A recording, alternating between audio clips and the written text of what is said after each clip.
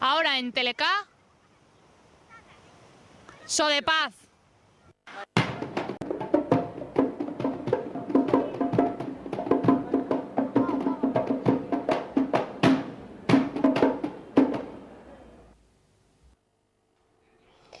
Hola, buenos días y bienvenidos de nuevo a este espacio de So de Paz, espacio que como siempre nos brinda Telecá para poder tratar y reflexionar sobre diferentes temáticas de índole político y social de actualidad. En este programa vamos a hablar sobre la desigualdad entre hombres y mujeres. ¿Por qué se habla de desigualdad entre hombres y mujeres? Una temática que para muchos es innecesaria o incluso una pérdida de tiempo y que muchos otros llegan a calificar de absurda e irrelevante. Pero para aquellas personas que piensen así, puede que un simple acercamiento a algunas cifras les dé una pista de por qué muchas otras consideramos importante y urgente reflexionar sobre las desigualdades existentes entre hombres y mujeres y sobre la discriminación que sufre la mujer por el simple hecho de ser mujer. Según datos de Naciones Unidas, las mujeres poseen menos del 1% de la riqueza total del planeta. Ellas aportan el 70% de las horas trabajadas y no reciben más del 10% de la renta. Además, el total de mujeres elegidas para cargos políticos en el conjunto de los países del mundo representa solo el 15% del total de los parlamentarios. Que de 900 millones de personas analfabetas, las 2/3 partes sean mujeres y niñas, y que de los millones de personas que viven bajo situación de pobreza, el 70% sean mujeres, son cifras que, como decía antes, nos dan alguna pista de por qué para muchas personas se hace imprescindible visibilizar y reflexionar sobre esta realidad. Una realidad que, por supuesto, difiere en función del contexto al que nos acerquemos, pero que incluso en aquellos países en los que se supone que se ha adquirido una igualdad legal, en los que existe una supuesta equiparación en derechos, como es el nuestro, nos encontramos con datos como que las mujeres, ejerciendo el mismo puesto de trabajo que los hombres, pueden llegar a cobrar hasta un 40% menos que estos. Además, estudios de la Comisión Europea señalan que los hombres tienen 2 veces más posibilidades de poder acceder a un puesto de gestión y hasta 3 de poder acceder a cargos superiores de directivos por el simple hecho de ser hombres. Desigualdades salariales, desigualdades en el acceso al mercado laboral y, por supuesto, desigualdades en el hogar. Un trabajo que a día de hoy todavía ejerce de forma mayoritaria la mujer, independientemente de que trabaje o no fuera de este. Ante este diverso y complejo escenario vamos a reflexionar y vamos a hablar en el día de hoy con nuestra invitada, que paso a presentaros. Ella es Esther Pino, ella es la vocal de género de la Coordinadora de ONGs de Desarrollo. Buenos días, Esther, bienvenida. Buenos días, Beatriz, muchas gracias. Pero antes de charlar con Esther, queremos compartir con vosotros, como punto de partida a este programa, un fragmento de un vídeo que ha elaborado So de Paz y que se llama Mujeres que no callan. Vamos a verlo y comenzamos.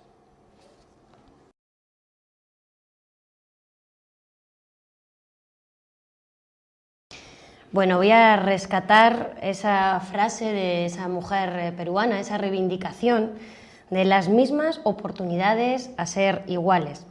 Esta reivindicación que parte de una conciencia de la existencia de esa desigualdad entre hombres y mujeres, Te pregunto, Esther, uno de los términos que se está utilizando para visibilizar esta desigualdad y esta discriminación hacia la mujer es el género.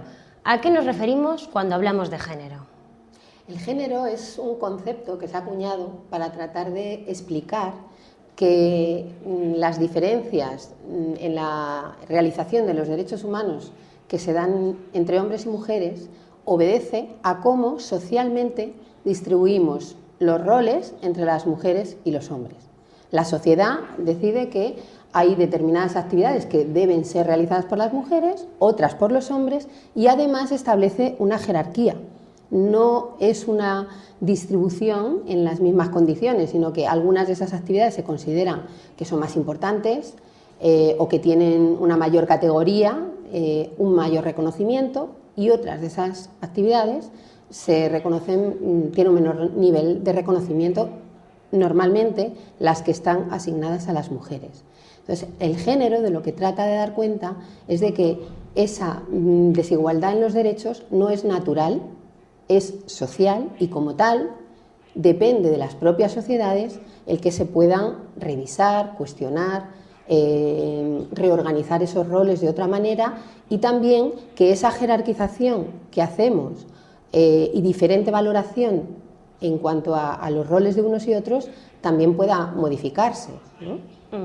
Una de las cuestiones que creo que son relevantes y que no podemos dejar de mencionar es el origen de este concepto, ¿no? ¿De dónde viene el concepto género y, bueno, cuál ha sido su recorrido?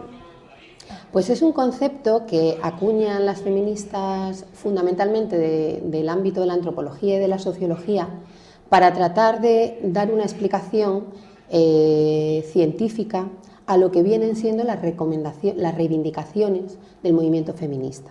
Muchas veces las sociedades planteaban que esas reivindicaciones del feminismo no estaban basadas en algo real y además, como te decía antes, se fundamentaban en algo que era natural.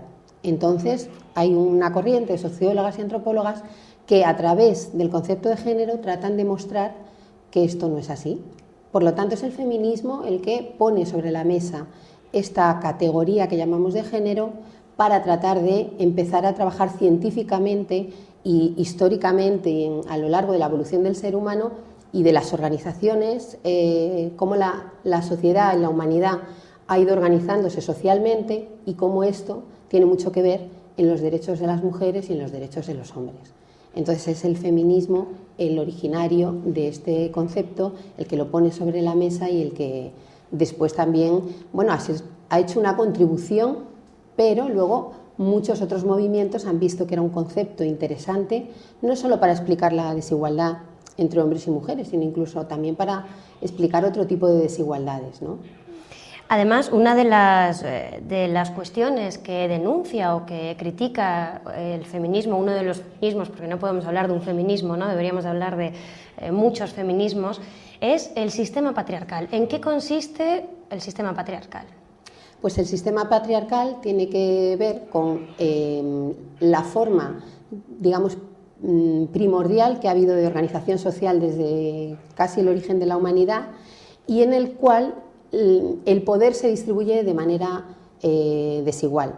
En lo alto del poder está el hombre, además luego dentro de los hombres, los varones, no todos tienen el mismo poder, también luego está en función de otras categorías étnicas, de clase, etcétera, pero coloca al hombre en lo alto del poder. Es el que tiene la capacidad última de decidir, de organizar, de distribuir otras esferas de poder.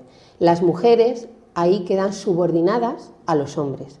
Es una visión del mundo donde se considera que las mujeres son menores de edad y que por lo tanto los hombres deben tutelar el ejercicio de los derechos de las mujeres. Son quienes deben organizar su vida, eso en sus orígenes. A lo largo del tiempo y desde que se descubre que existe este sistema patriarcal, esto va evolucionando.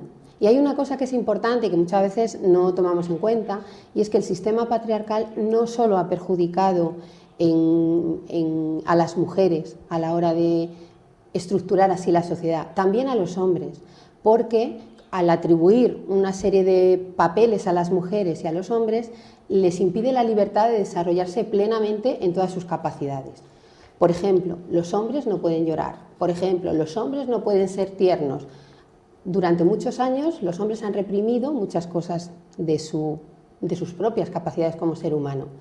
Lo que pasa que en una distribución del poder donde las mujeres están subordinadas, el sistema patriarcal ha perjudicado sobre todo y ha sometido sobre todo a las mujeres en todas las sociedades. Quería que me hablaras así un poquito más en detalle sobre los roles y estereotipos que este sistema patriarcal del que hablas, ¿no? Este sistema de poder establecido en base a una dominación masculina, ha asignado de forma específica a los hombres y a las mujeres. ¿En qué consisten estos roles y estereotipos que se les asigna a los hombres y a las mujeres?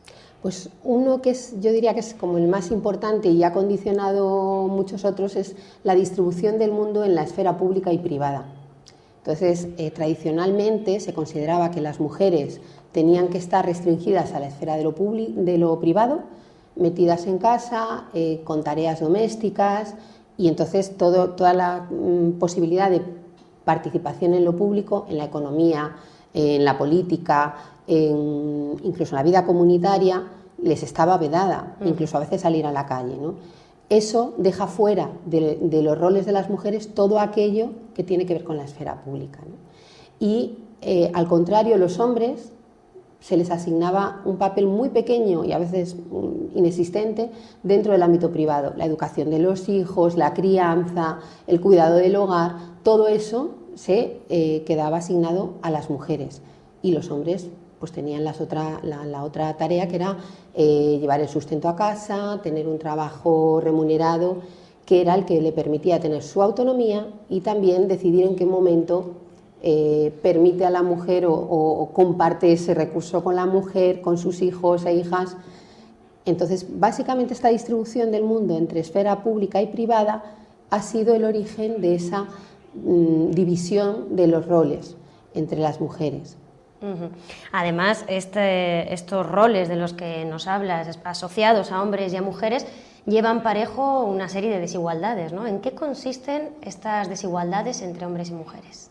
Tú has mencionado muchas de ellas anteriormente. Por ejemplo, en el ámbito laboral y económico, pues las mujeres tienen menos posibilidades de acceder al mercado de trabajo.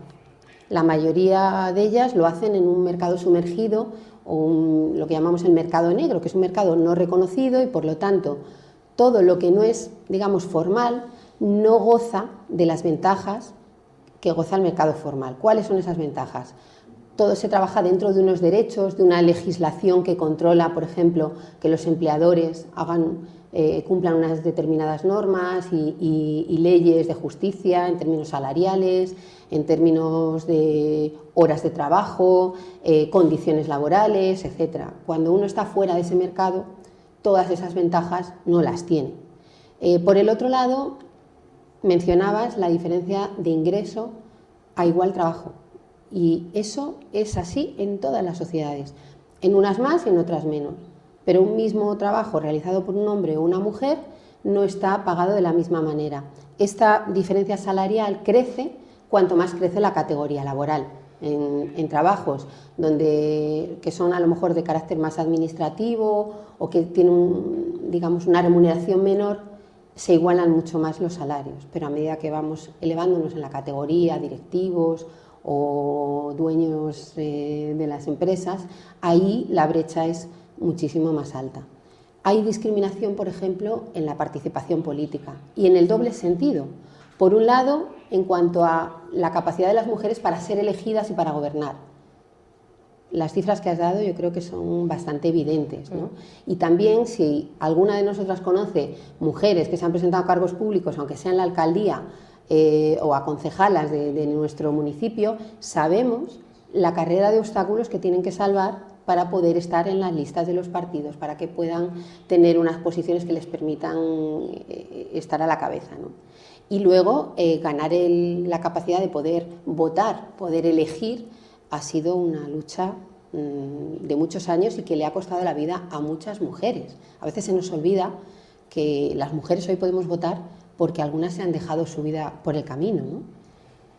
Bueno, estas son, como comentas, desigualdades y discriminaciones que se hacen más o menos evidentes en diferentes países y que varían en función de los contextos a los que nos acerquemos. Ahora queremos compartir con vosotros otro fragmento de un vídeo que ha elaborado la ONG Mundo Cooperante, que se llama Tierra de Mujeres y que refleja en pocos minutos la realidad de la que estamos hablando. Vamos a ver. Que los acontecimientos venideros, algunos predecibles y otros imposibles de adivinar, nos afectarán a todos, pero no por igual. Todavía hoy en el mundo, 1.300 millones de personas, la sexta parte de la humanidad, trata de sobrevivir cada día bajo el yugo de la pobreza absoluta.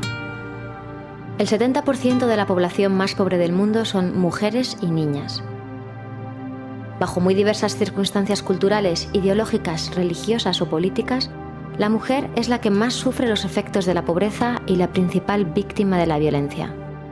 Un informe de la ONU sobre el estado de la población del mundo estima que, como consecuencia del feminicidio, al menos 60 millones de mujeres y niñas han fallecido o no han llegado a nacer. El feminicidio viene determinado por cuestiones sociales, religiosas o culturales que dificultan el acceso de la mujer a la sanidad o la alimentación. La discriminación de género alcanza su máxima expresión con los abortos selectivos, una práctica habitual en países como China o India, aunque no son los únicos. 130 millones de mujeres y niñas han sufrido la mutilación sexual como forma de sometimiento o expresión de una cultura de la violencia de género. Esta cifra aumenta cada año en 3 millones de niñas y adolescentes.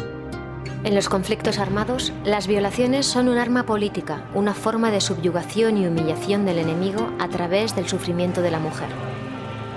También son mujeres y niñas la gran mayoría de los 2 millones de víctimas de uno de los negocios ilegales más lucrativos, la explotación sexual. En muchos lugares a la mujer no se le permite poseer propiedades. No puede tomar decisiones sobre la economía o el uso de los recursos más allá del ámbito familiar. Las mujeres y las niñas quedan así relegadas a los estratos sociales más bajos. Son invisibles, las más pobres de entre los pobres. Esta es la realidad que conocemos como feminización de la pobreza. Una realidad que representa un tremendo error a la hora de afrontar el gran objetivo de erradicar la pobreza en el mundo. Y paradójicamente, quienes más sufren el impacto de la falta de recursos básicos y la ausencia de oportunidades o libertades son quienes tienen la llave para que logremos transitar hacia un futuro mejor para todos. Hablamos de millones de mujeres y niñas que viven en los países en desarrollo, que dedican su vida a trabajar en pequeñas cosechas familiares de subsistencia tratando de alimentar a sus hijos. Las mismas que cuidan de los enfermos de su comunidad y caminan una media de entre 5 y 10 kilómetros diarios para llevar agua potable al hogar.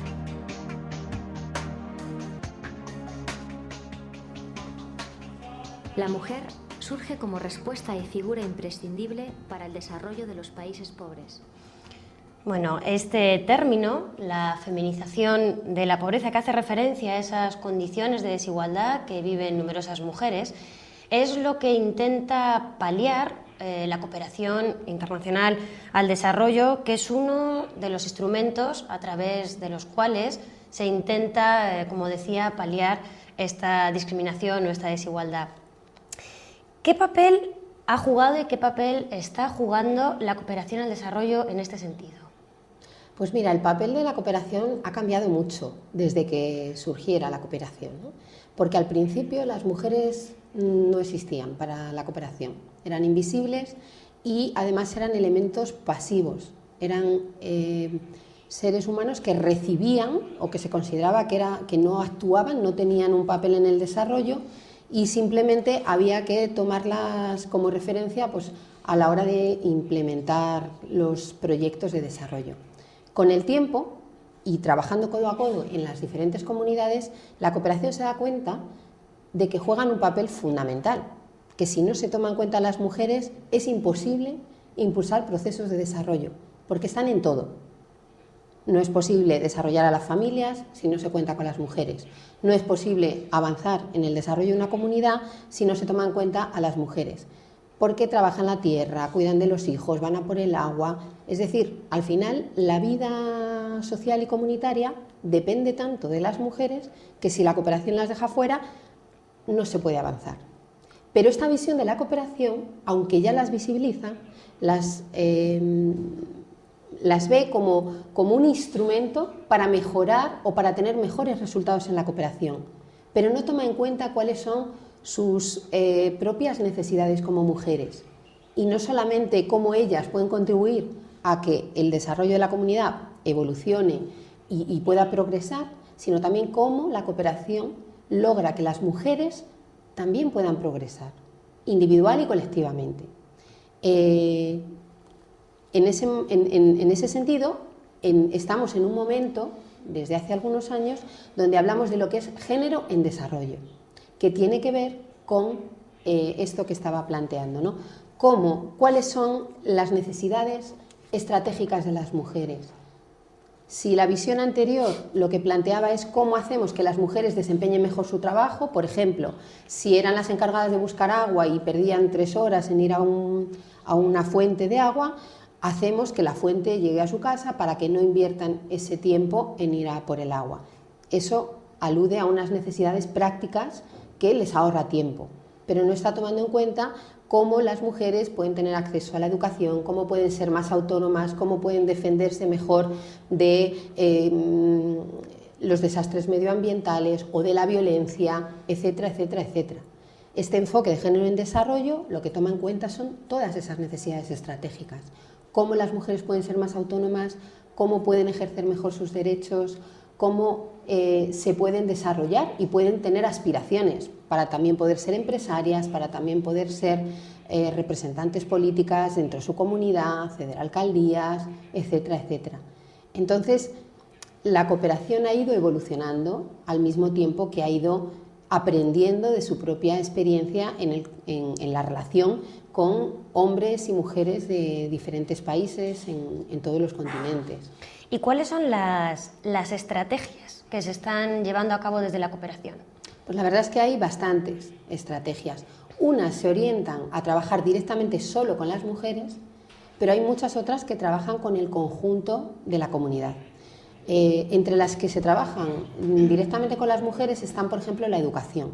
No es posible avanzar en el desarrollo y no es posible avanzar en un mayor ejercicio de los derechos si las personas no acceden a la educación. El conocimiento nos da mucha libertad, nos da mucha autonomía. Entonces, en la medida que las mujeres pueden acceder a la educación, tienen muchos más recursos para desenvolverse en todas las esferas de la vida pública y privada, tienen más capacidad de poder ser autónomas porque pueden crear por sí mismas proyectos, ideas, buscar sus recursos, etcétera, ¿no? Y también adquieren un mayor reconocimiento social.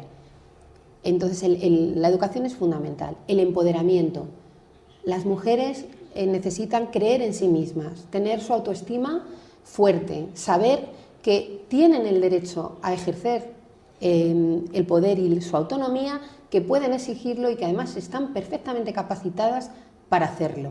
Cuando ellas creen en sí mismas, también están más capacitadas para poder desarrollarlo. Y luego está facilitar y abrir puertas para que accedan y controlen los recursos. Muchas veces, tú lo decías, no hay acceso a la tierra, no hay acceso a los bienes, aunque ellas producen una buena parte de los bienes de la humanidad, no los controlan. No los controlan. Entonces, tener ese control sobre los recursos materiales y económicos también es una estrategia fundamental. Y entre las estrategias que desarrolla la cooperación con el conjunto de la comunidad está el trabajar con todos, hombres y mujeres dentro de una comunidad, para que se reflexione y se vea que realmente las mujeres tienen derechos y que además toda la comunidad gana cuando las mujeres pueden ejercer esos derechos. Entonces, ahí hay un trabajo muy, muy, muy importante, porque si no, se puede generar un conflicto entre una mujer consciente de sus derechos, empoderada, educada, y una sociedad que no está dispuesta a respetar ni sus derechos ni ese empoderamiento y esa autonomía de las mujeres. Entonces, son dos niveles que la cooperación toma en cuenta y que tiene que trabajar al mismo tiempo y en paralelo. Por lo tanto, y para ir afianzando un poquito los conceptos de los que se suele ir hablando, ¿no? Todo el mundo habla del enfoque de género. ¿A qué nos referimos cuando hablamos de enfoque de género? Pues es la aplicación práctica de todo esto que estábamos hablando. Por ejemplo, para llevar a cabo proyectos de desarrollo, la primera cosa que hacemos es diagnosticar cuáles son las necesidades. Si no sabemos cuáles son las necesidades, no sabemos lo que tenemos que hacer. Entonces, al sentarnos con una comunidad, es importante tomar en cuenta que las personas con quienes estamos hablando, las diferentes organizaciones de cooperación y los organismos de cooperación, incluyen tanto hombres como mujeres. Es importante que todos puedan exponer cuál es su visión de las necesidades que tiene una comunidad, una región, un país. Entonces, que ellas estén en la elaboración de ese diagnóstico y puedan decir también cuáles son sus propias necesidades, que luego también puedan participar en cómo diseñamos las acciones que hay que realizar para desarrollar esa comunidad, si se trata de crear escuelas o si son servicios de salud, o si de lo que se trata es de mejorar las condiciones de los docentes, si son infraestructuras. Todas esas cosas tienen que contar también con la visión de las mujeres y también con sus necesidades. Entonces, el enfoque de género lo que plantea es que las mujeres estén presentes a lo largo de todo el proceso y después que también puedan evaluar si el trabajo realizado ha constituido una mejora, ¿no?, para su propia comunidad. Entonces, protagonismo a la hora de planificar y de diagnosticar necesidades, protagonismo a la hora de ejercer los programas de desarrollo y que muchos de esos programas los puedan liderar ellas, que no sean siempre los hombres quienes van a ser los controladores de los proyectos, sino que las mujeres también están liderando esos proyectos, aportando su conocimiento, su experiencia y sus capacidades. Uno de los actores de la cooperación son las organizaciones no gubernamentales, ¿no?, las ONGs. Te pregunto, ¿qué grado de ceguera patriarcal crees que tienen? Es decir, ¿crees que las ONGs están preparadas para aplicar este enfoque de género del que nos estás hablando en los proyectos que implementan o incluso en la estructura y el funcionamiento de estas propias organizaciones? Pues mira, aquí te hablaré tanto de las organizaciones no gubernamentales como del resto de los actores de la cooperación. Y ahí están los gobiernos que realizan una cooperación con fondos del Estado, están también organismos internacionales, ¿no? Al final somos instituciones de la sociedad y por lo tanto reflejamos la visión y la cultura y las prácticas y los hábitos de nuestra sociedad. Entonces, somos conscientes de que ese trabajo hay que hacerlo, que tenemos que luchar por una mayor igualdad entre hombres y mujeres, pero todavía no somos capaces de ejercerlo en todas las esferas de nuestro trabajo. Reflejamos mucho que somos fruto de nuestra sociedad y, por lo tanto, para que te hagas una idea, te pongo algunos ejemplos. En las organizaciones de cooperación, el 70% de las personas que trabajan tanto de forma voluntaria como remunerada en las ONGs son mujeres. Pero, sin embargo, si nos vamos a las esferas de dirección, solo un 9% de mujeres están en los cargos directivos de las organizaciones. Yo creo que eso te puede dar una idea de que al final esa diferencia de oportunidades entre hombres y mujeres también se ve reflejada en las organizaciones de cooperación. Si lo viéramos, por ejemplo, en los organismos de la cooperación en términos gubernamentales, el gobierno, por ejemplo, español o de los gobiernos autonómicos que hacen cooperación, nos daríamos cuenta de lo mismo. Entre las personas de nivel técnico hay muchas mujeres, pero las personas, por ejemplo, que están ya en cargos políticos de mayor rango, suelen ser hombres. Entonces, tenemos mucho trabajo todavía por hacer. La parte buena es que ese reconocimiento está y que se está produciendo una evolución tanto en la propia estructura de las organizaciones y de las administraciones públicas como en el tipo de proyectos que estamos desarrollando. Como te decía antes, mientras que antes no se tomaba a las mujeres como interlocutoras, cada vez más la cooperación trabaja con las mujeres día a día y son socias, ya no son seres pasivos, sino que son personas en activo que aportan ideas, que trabajan codo con codo, que además a veces llevan la contraria, reivindican. Entonces sí hay una evolución, pero hay mucho trabajo todavía por realizar. Tú que has trabajado en terreno aplicando esta perspectiva, este enfoque, esta nueva mirada de la que nos estás hablando, ¿cuáles son las mayores dificultades con las que os habéis encontrado a la hora de aplicar este enfoque? Bueno, a veces lo primero es lo arraigadas que hay, que están ciertas costumbres. A veces el enfoque de género puede resultar un choque cultural, sobre todo si uno no hace el esfuerzo de adaptarse al contexto en el que se está moviendo, ¿no? Entonces el entorno cultural puede ser una dificultad. Otra dificultad muy grande es que las mujeres, tú antes decías, por ejemplo, que en todo el mundo las mujeres realizan la mayor parte del trabajo en la casa, aunque estén trabajando fuera. Si nos vamos a países donde las condiciones económicas y de desarrollo son más difíciles, eso hace que la carga de trabajo que asumen las mujeres por las tareas domésticas del hogar o lo que llamamos del cuidado, el cuidado de los hijos, de los enfermos, de las personas mayores, etcétera, se multiplica. Son mujeres que tienen tal carga de trabajo que cuando tú llegas con la visión de género y propones que las mujeres además participen en la esfera pública, en realidad tienen que absorber una carga de trabajo mayor. Esto también es una dificultad muy práctica a la hora de incorporar el enfoque de género y que necesariamente lleva a una reflexión y a decir, bueno, ¿cómo podemos hacer para que participen más en la vida pública sin que eso suponga una carga más en unas mujeres que ya prácticamente trabajan las 24 horas del día, ¿no?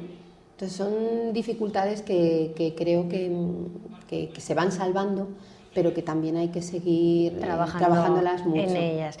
Una de las cuestiones que surgen cuando hablamos de aplicar este enfoque en países empobrecidos, una de las primeras preguntas o de las cuestiones que muchos se hacen es ¿no estaremos imponiendo valores? Sí, la verdad es que eso además es una respuesta muy común. Muy común y yo diría que también muy fácil. Total. Y yo también lo que me gustaría es remitir a que depende a quién le preguntes. Porque claro, si tú estás en un país y te diriges a una mujer que está queriendo tener las mismas oportunidades que los hombres y no las tiene, la mujer te va a decir, yo quiero tener mis derechos y yo quiero ejercerlos, ¿no? Normalmente, cuando decimos que es que hay sociedades que rechazan la visión de género o la igualdad entre hombres y mujeres, porque eso es algo occidental o que culturalmente no encaja en su ideología, hay que pensar si las mujeres están siendo consultadas a la hora de decir nuestra cultura no tiene la misma visión y en qué medida las mujeres pueden elegir, porque en la medida que ellas puedan elegir están en su derecho de poder desarrollarse como quieran, pero en qué medida pueden elegir. Y luego nos olvidamos de que en toda la historia de la humanidad, en todas las culturas ha habido mujeres que se han rebelado contra el sometimiento. Eso es algo que surge en cualquier lugar. En unos lugares se organizan de una manera, en otros de otra. Lo que quizás sí es cierto, y yo creo que es importante y ha sido un aprendizaje, es pasar de una visión única de cómo debe enfrentarse esta igualdad entre hombres y mujeres a tener una visión mucho más abierta. Por eso tú al principio de la entrevista hablábamos de no hablar de feminismo, sino de feminismos, y esto es muy importante porque cada vez, por ejemplo, hay mujeres que desde diferentes corrientes ideológicas o desde diferentes religiones, hay feministas católicas, feministas islamistas, feministas del medio ambiente, feministas pacifistas, que tienen su propia visión de cómo trabajar la igualdad entre hombres y mujeres, pero no ponen en cuestión que deba haber una igualdad entre hombres y mujeres. Yo creo que sí estamos aprendiendo y se está produciendo un avance en cuanto a cada vez haber un mayor diálogo entre culturas, entre visiones, pero cada vez mucho más unidas por una visión de que la igualdad de derechos debe ser en cualquier cultura y en cualquier situación, y que ninguna persona de este mundo, hombre o mujer, tiene por qué verse sometida por otra, ¿no? Ni por una cultura ni por una sociedad.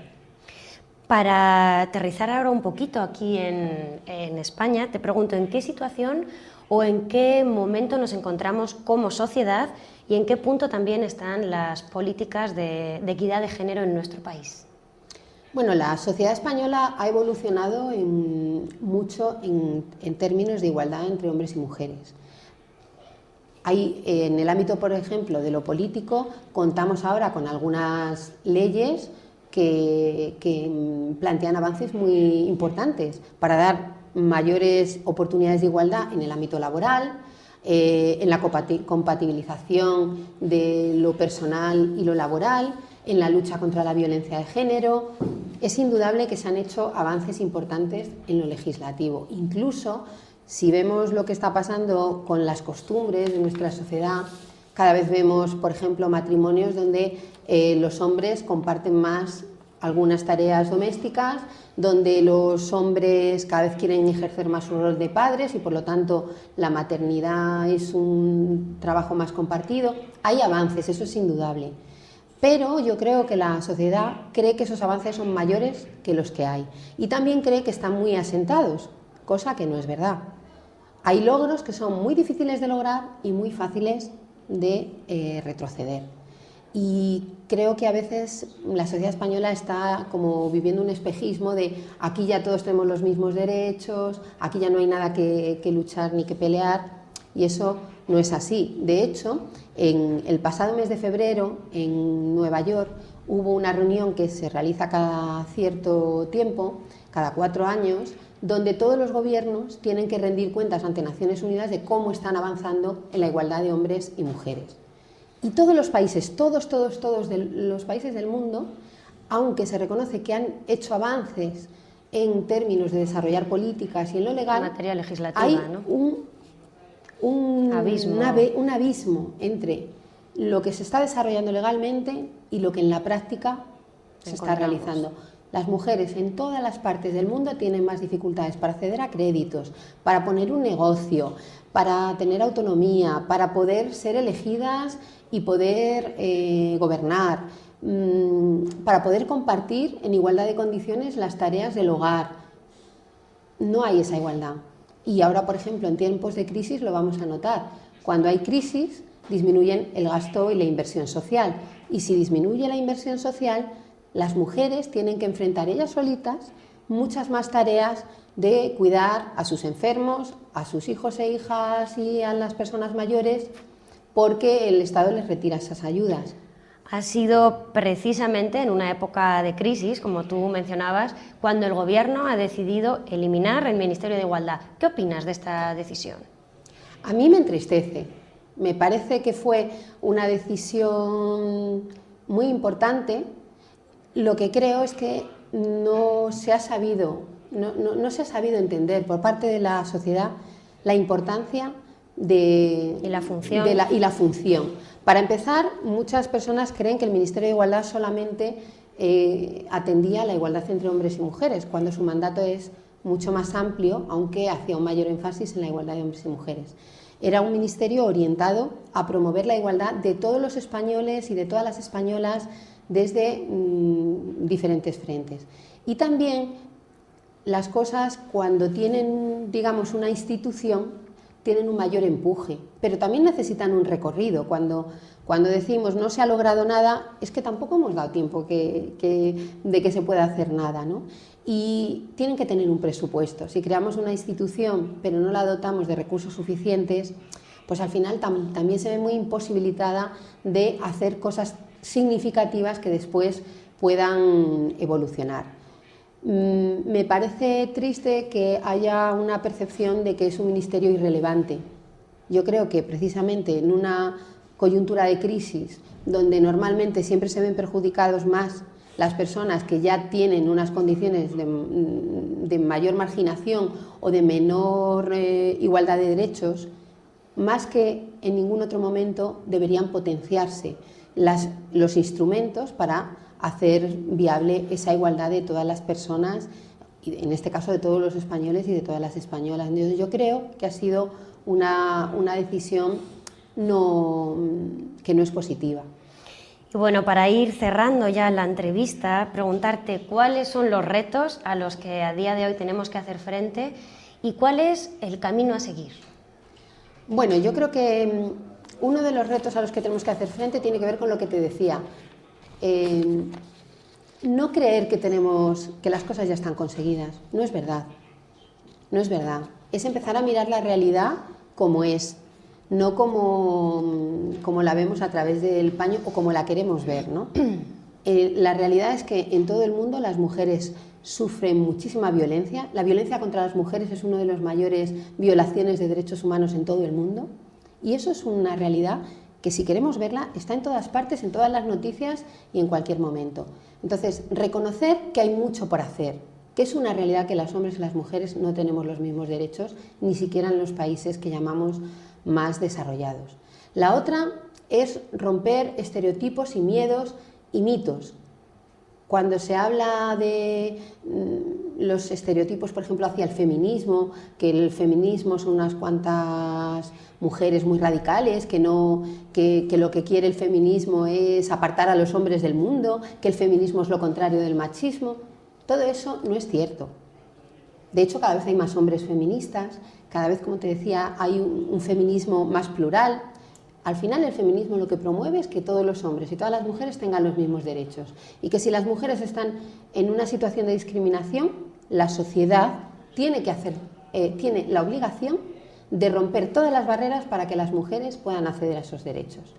Y la sociedad tiene que quitarse los prejuicios, y ahí tenemos una tarea muy difícil, porque es un prejuicio muy arraigado y porque quienes detentan las posiciones de mayor poder pues no tienen mucho interés en que estos prejuicios se rompan. Se modifiquen. Entonces, yo creo que esos son retos muy importantes.